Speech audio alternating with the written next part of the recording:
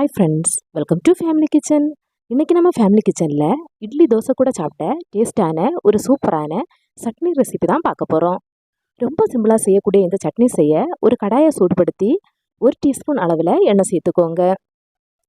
எண்ணெய் சூடானதும் 10 பல் பூண்டை தோல் உரித்து உள்ளே சேர்த்துக்கோங்க. கூடவே காரத்துக்கு ஏற்ப வத்தல் மிளகு சேர்த்துக்கலாம். நான் 4 வத்தல் மிளகை உள்ளே இருக்கிற விதை எடுத்துட்டு சேர்த்துக்கிறேன்.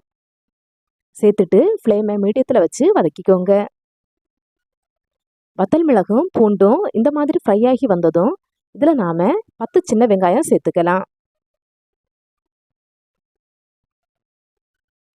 கூடவே பெரிய சைஸில் ஒரு வெங்காயத்தை கட் பண்ணி சேர்த்து வதக்கிக்கோங்க.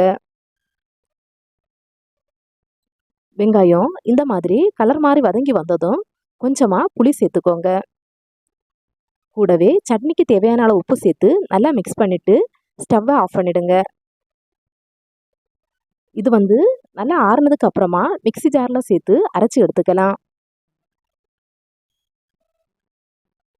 இப்போது நாம் வதக்கி வச்சிருக்கிற வெங்காயம் நல்லா சூடாறி இருக்கு. இதை மிக்ஸி ஜாரில் சேர்த்துட்டு சட்னிக்கு தேவையான அளவு தண்ணி சேர்த்து இந்த மாதிரி அரைச்சி எடுத்துக்கோங்க. இனி இதில் நாம் தாளித்து சேர்த்துக்கலாம். ஒரு கடாயில் 2 டேபிள் ஸ்பூன் அளவுக்கு எண்ணெய் சேர்த்துக்கோங்க. எண்ணெய் நல்லா சூடானதும் 1/2 டீஸ்பூன் கடுகு சேர்த்து, கடுகு உடஞ்சதும் 1/2 டீஸ்பூன் அளவில் உளுத்தம்பருப்பு சேர்த்துக்கோங்க. கூடவே 2 சின்ன வெங்காயத்தை பொடியாக கட் பண்ணி சேர்த்துக்கோங்க. சின்ன வெங்காயம் பொரிஞ்சு வந்ததும் ஒரு வத்தல் மிளகு, ஒரு கொத்து கறிவேப்பிலை சேர்த்து கலந்து விட்டுட்டு பொரிஞ்சதும் ஸ்டவ்வை ஆஃப் பண்ணிடுங்க.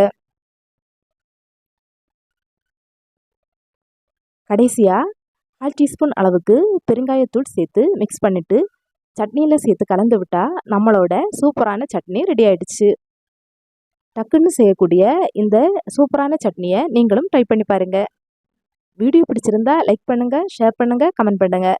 மறக்காமல் சேனலை சப்ஸ்கிரைப் பண்ணுங்கள்.